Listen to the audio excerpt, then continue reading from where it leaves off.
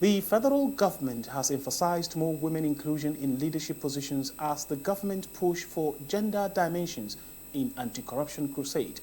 This was the high point of the discourse at a workshop organized by the UN Office on Drugs and Crimes to commemorate the 2021 International Anti-Corruption Day and 16 days of activism in Nigeria. Our diplomatic correspondent Fatima Ibrahim reports.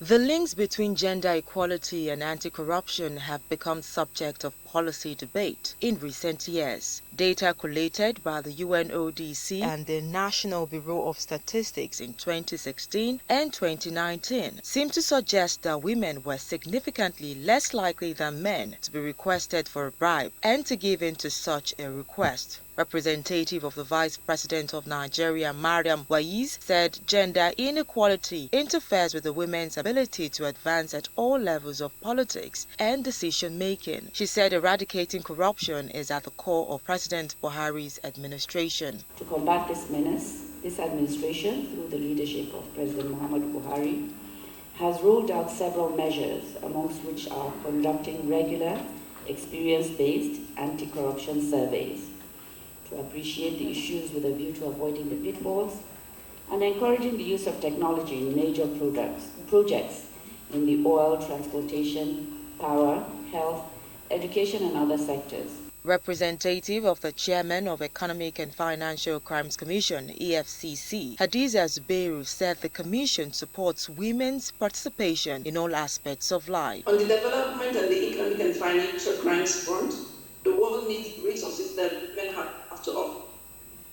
It is in realization of this that the EFCC initiated and launched the Women Against Corruption Initiative in 2016, known as Women Against Corruption. The initiative recognized the role in the fight against corruption and sought their commitment in laying the foundations for consciousness against corruption in the minds of the young ones and to build high integrity and uprightness in fighting corruption. Other panelists spoke on corruption prevention, good governance, and how empowering women and youth can effect change in Nigeria's electoral system. Gender also needs to be, or gender priorities are also really important and need to be mainstreamed in efforts to strengthen measures that need to prevent and combat corruption.